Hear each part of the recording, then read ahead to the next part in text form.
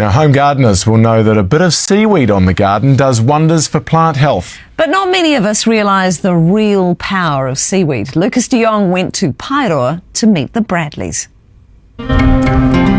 Summer in New Zealand. It's a perfect time for us and our other seaweed harvesters, with the strong winds and the strong waves bringing up seaweed onto our beaches. On remote coastlines, they venture out to gather seaweed after a storm. You've got about 24 hours to get there, wash it, clean it, hang it and dry it and really encapsulate those goodies. And ship them all to Paeroa. This is fermenting Agrisea radiata. It doesn't, it smells, but it doesn't stink. Oh, it's beautiful. It's like salted caramel, I reckon. That's what happens when you get fermenting going right. This is a family who's been turning seaweed into gardening gold for 27 years.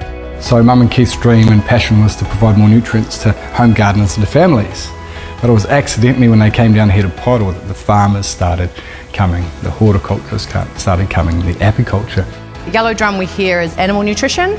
We have pastoral farmers, dairy farmers, kiwi fruit growers and viticulture growers and crops. So when we look at industry across New Zealand that you guys are selling to, it really is agriculture. Well, it's anyone with a piece of land, anyone growing something. So seaweed and Agrisea products are biostimulants, not fertilisers. Our brown kelps are really rich in plant growth hormones. They've got these incredible betaines and alginates and things that help the soil.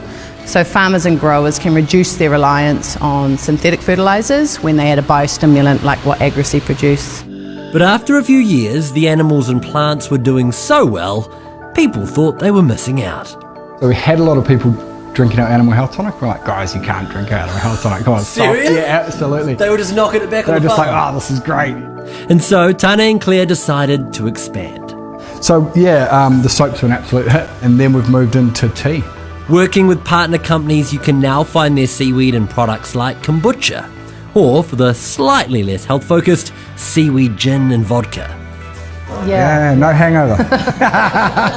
Depends how much you drink, I think is the issue. Yeah, you're right. Yeah, for us it's however we can get the seaweed into people's diets or on their gardens, great. We want to see it more than just a little sushi wrap. Have you guys ever counted up all the different products and things that you've sort of put this into at the moment? No, and I think we'd be scared if we did. We call ourselves a seaweed innovation company, right? So that's our love, that's our heart. And their latest find? This is hydrogel, so a nanocellulose. The pair have huge hopes for this previously wasted byproduct. So much so they're developing a multi-million-dollar factory in Paeroa to make it. So at the moment we are seeing how it can work as a seedling gel.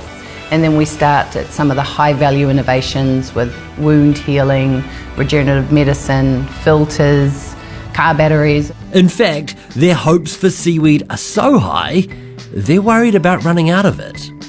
If we muck up seaweed in our oceans, goodbye fishing, goodbye mussels, goodbye oxygen, goodbye. It is so important to our marine ecosystem.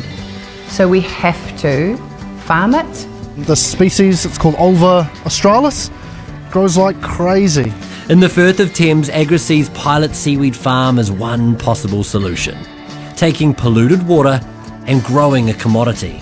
Full of nutrients from all the farm runoff and all the forestry and all the urbanisation. And so this is sort of like the last buffer, the last chance for those excess nutrients to be sucked up again.